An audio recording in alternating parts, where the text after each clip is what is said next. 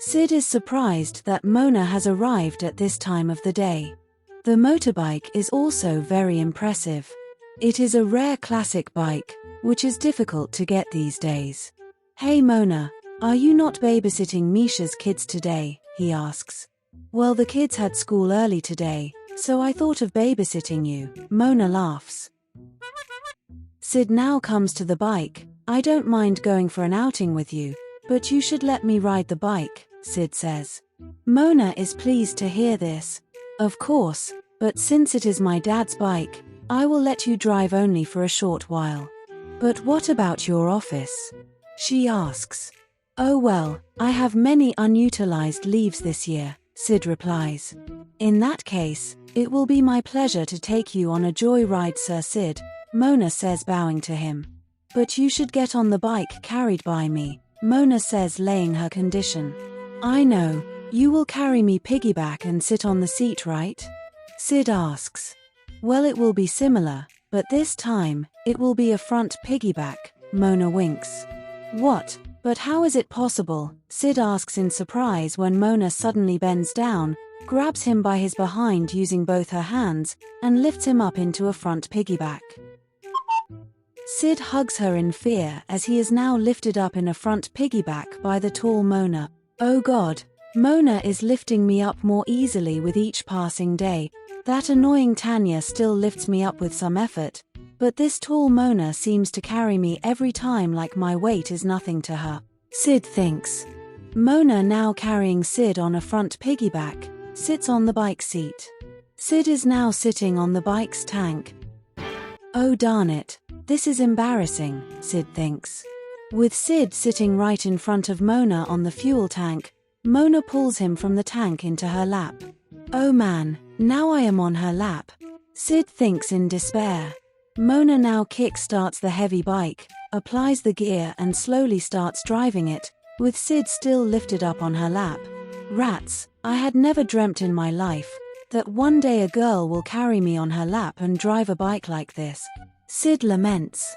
Mona now drives the bike a little faster and Sid hugs her in fear. Mona is feeling really warm and happy now, as Sid hugs her tightly in fear, while still sitting on her lap. Mona now stops the bike. "Maybe you are not aware, but is not permitted to drive like this," Mona says. "In fact, people have done this, and their videos have gone viral," she laughs. "And of course, they have even been fined by the traffic authorities," Mona says. "Oh no, I will get down immediately," Sid says and stands up from her lap. He now gets down and sits behind on the pillion seat. Mona gives a slight jerk using the clutch and Sid hugs her from behind in fear. "That's more like it." Mona smiles and drives ahead. Mona and Sid now enter the newly opened super mall in the city. Sid is feeling really warm as Mona has driven the bike with great skill, with him hugging her from behind all this time. Tall Mona now puts the bike in the center stand. "Darn it, Mona is able to handle even this heavy bike so easily," Sid thinks. Mona and Sid now enter the elevator in the parking lot. Sid pushes the button for the shopping section. As the elevator is slowly moving up, Mona is standing beside Sid inside. Sid notices their reflection on the mirror inside the lift. Curses, "I look so small and short when standing beside Mona." Sid realizes, "The people will make fun of me for looking so short in front of her." Sid laments. Suddenly there is a power cut. The elevator not only stops midway, even the lights go off and it is pitch dark. Sid suddenly goes into a panic mode. "Oh God, it is so dark here. I am feeling suffocated," Sid shrieks. The tall Mona starts feeling protective towards Sid and hugs him. "Relax, Sid, there is nothing to fear. It is only a power failure. I am there with you," she says and hugs him from the side. Mona, feeling concerned for Sid, now bends down from the side, picks him up by armpits, lifts him up easily and places him on her hip like a child. Lifted up in the dark by a very tall woman on her hip, Sid remembers the time when Ayesha auntie had also carried him on her hip, when it was pitch black. "Oh man, This mother-daughter duo are really experts in carrying people on their waist, Sid thinks. Mona is now carrying Sid on her hip comfortably inside the lift, and both are waiting for the power to come back. But nothing is happening. Still lifted up on the hip of Mona, Sid is slowly feeling hot and sweating. Even Mona is getting bored of standing so long while carrying Sid on her hip. She takes out her cell phone and opens the torch. She searches for the helpline number in the lift. "Aha, got it," she says, as she dials the number on her cell phone, while still carrying Sid and holding him on her hip with her other hand. "We are aware that the lift has broken down," the technician replies on the phone. "We are working to fix it, but since we have installed the lift newly, we are facing issues," he says. "Please hold on. We will restore power to the lift as soon as possible," he says. "We have opened the air vents, so that you will not suffocate. Please forgive us for the inconvenience," the technician says. "What? The lift will not get fixed anytime soon?" Sid asks in worry and hugs Mona tightly in fear, as she is still standing inside the lift, while carrying him on her hip. "Oh my, I am somehow feeling happy to know that the lift will not get repaired anytime soon," Mona thinks. The clock is ticking and Sid is now feeling sleepy, as he is lifted up comfortably on the soft waist of Mona and is hugged warmly by her. While Sid is fighting hard to avoid falling asleep, Mona is struggling to control her urge to smooch Sid on his lips, as she is getting overwhelmed by the feeling that she has been carrying a guy on her hip for so long now, whom she finds very cute. The lift is now getting hot and both are sweating. Sid now hears a loud hammering noise from above and hugs Mona tightly in fear, as she is still carrying him on her hip. Mona is feeling happy now, thank you God, she says to herself looking up, with Sid still lifted on her waist. Many people are now standing outside to use the lift. Why is the lift not working? They are wondering. Suddenly power comes back and the lights switch on. "Hey Sid, the power has come back," Mona says in gladness and looks at Sid, whom she is still carrying on her hip. Sid has fallen asleep.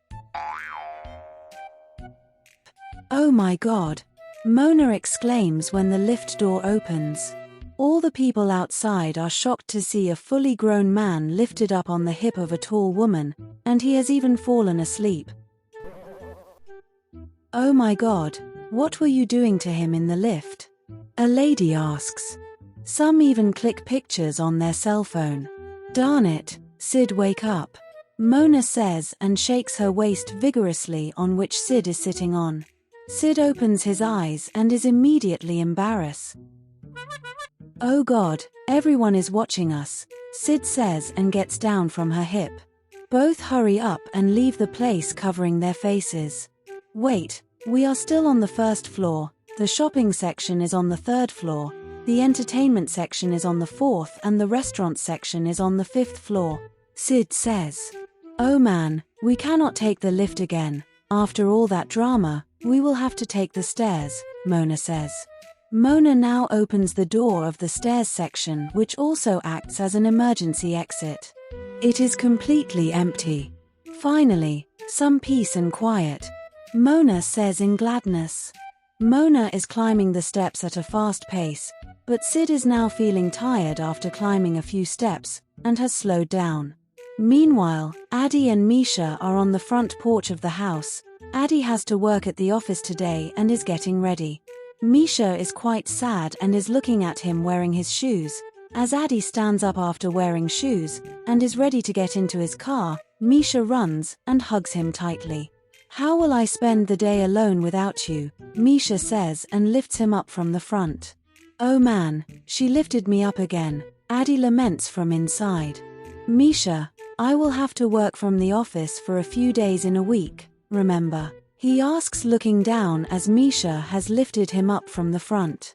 "I know, but the last few days together felt like a dream to me," Misha says, looking into his eyes. "Oh Misha, don't make me feel weak," Addy says and bends down, still lifted up by his wife in a front lift. Addy kisses her forehead. Misha feels happy and puts him down. She then pulls him towards her and gives him a tight smooch on the lips.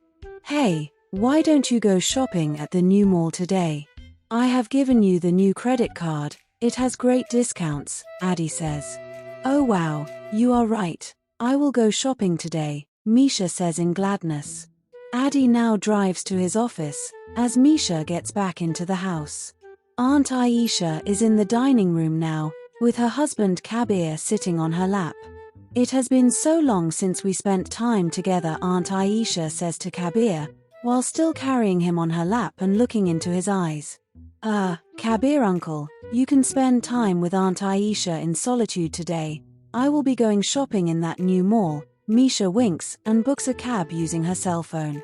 Have a good time, dear. I will babysit the kids. When they come back, Ayesha auntie winks back at Misha. As soon as Misha closes the door to leave, Ayesha auntie, who is still sitting with Kabir uncle on her lap, stands up carrying his full weight easily into her arms in a cradle. Both start kissing deeply while Ayesha is still standing in the kitchen with Kabir lifted up in cradle by her. After a long session of kissing, Ayesha looks into Kabir uncle's eyes, as she is still carrying him in cradle. The queen wants her king to take his throne, she says. Kabir uncle's smile suddenly disappears. Meanwhile, Mona and Sid have climbed one floor, but Sid is now breathing heavily, tired, and is climbing slowly. Sid is weaker than the other boys, and somehow I am liking this, Mona thinks to herself. Hey Sid, do you want me to carry you till the top floor? Mona asks him with a smile. Sid cannot believe what he is hearing. How can you still have the strength and eagerness to carry me even now? He asks. You carried me for so long on your hip in that lift. Are you still not fed up of carrying me? Sid asks. I can carry you the whole day, if you let me, baby, Mona thinks to herself. Well, it is not like that. I always feel like helping my friends in any way I can, Mona says aloud, smiling. Mona now turns her back towards Sid. Go ahead, climb onto my back. I know you like to get carried by me, Mona says and bends a little. Sid's heart starts beating fast now, curses, so she notices that I feel nice when lifted up by her. He realizes. Come on, I am waiting, Mona says, wiggling her behind.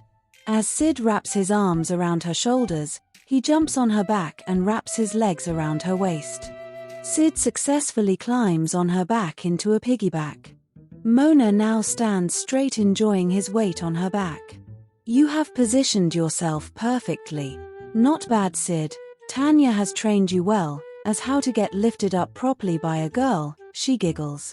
Mona stretches both her hands in the air like the wings of a bird, as Sid has gripped himself well, while lifted up in a piggyback by her. Today has been such a good day. I wish all days to be the same, Mona says, and while stretching both her arms and Sid lifted up piggyback by her, she starts turning round and round on the staircase. Sid's head starts spinning now and also worried, as he is looking below at the staircase. Hey, what is that buzzing sound? Mona asks while still carrying Sid piggyback. Sid realizes that his phone is ringing. It must be my stupid colleagues from work. Let them work one day without me, nothing will be lost, Sid grumbles as he is not even willing to look at his phone, while Mona is giggling, while still carrying him piggyback. Mona continues to climb the steps carrying Sid, when her cell phone starts ringing now. Mona takes it out of her pocket. It is Tanya. What's up, Tanya? How is the interview going? She answers on the phone. Sid is also hearing carefully with his ears on the phone while still lifted up piggyback by Mona. Hey Mona, the interview went superbly. In fact, not only did I clear the rounds easily, they were so impressed by me that they even handed out the appointment letter. Tanya shrieks in gladness. Oh my god, that is awesome. Mona reacts and jumps in gladness while still standing on the stairs carrying Sid piggyback. Yeah, I still cannot believe that I actually bagged this job. This calls for a celebration. Where are you right now and what exactly are you doing? Tanya asks in excitement. Well, I am climbing the staircase inside that new mall in the city, and I am also carrying Sid with me piggyback, Mona blabbers in excitement. Sid slaps his forehead in despair. Tanya cannot believe what she is hearing. Wait, what? She responds in shock. What are you both up to together when I am not around? You both wait there. I will also come to the mall immediately, Tanya says and hangs up the phone. Oh man, what is wrong with you, Mona? Sid exclaims in despair. Now Tanya will barge into the mall and create a huge drama. Why did you have to tell exactly where you were and what you were doing? Sid asks in worry. Oh no, I should have not been so honest, Mona thinks, while she is still carrying the worried Sid piggyback. Meanwhile, Aunt Ayesha is now standing in the kitchen telling Kabir uncle to sit on her shoulders. Come on my king, your kingdom wants you on the throne, she says. Kabir uncle now stands on the chair and climbs on Ayesha auntie's shoulders into a shoulder sit. All hail our king, Aunt Ayesha says as Kabir uncle is somehow balancing himself while sitting on her shoulders. The queen desires a kiss on her lips from the king, while he is still sitting on his throne, she says. The queen also desires her man to be without anything on him, Aunt Ayesha adds. Oh no, Kabir uncle reacts in despair. Come on Sid, you are needlessly getting scared of your little sister, Mona consoles Sid who is worried, while still carrying him piggyback. I mean, what is so wrong if a girl is carrying a boy piggyback and is climbing the stairs? It is not like we are doing something wrong, Mona says. I know, it is just that Tanya is always looking for something which she can use as an advantage against me, Sid says angrily. Mona starts laughing. Come on, a guy can be lifted and carried by any girl at any time. What is there for her to take advantage of? And besides, Tanya might look like a show-off and causing drama, but she is a nice girl from inside. You don't worry, I know how to handle her in my own way. And besides, I think she was excited because she bagged that job, not because I was carrying her elder brother piggyback and climbing the stairs, Mona laughs. Let us reach the floor where there are restaurants and wait for Tanya there, Mona says, while still carrying Sid piggyback. Alright, I am now completely relying on you to handle Tanya, Sid replies. So will you put me down now? We have to climb more steps, right? He says. Absolutely not, Sir Sid. If a man is lifted up by a woman, then he will get down only when she agrees to it. And I have decided to carry you all the way to the top floor, Mona announces. Oh no, Sid responds in despair. The story will continue, gentlemen. Stay tuned for the next episode. Till then, have a good time. See ya.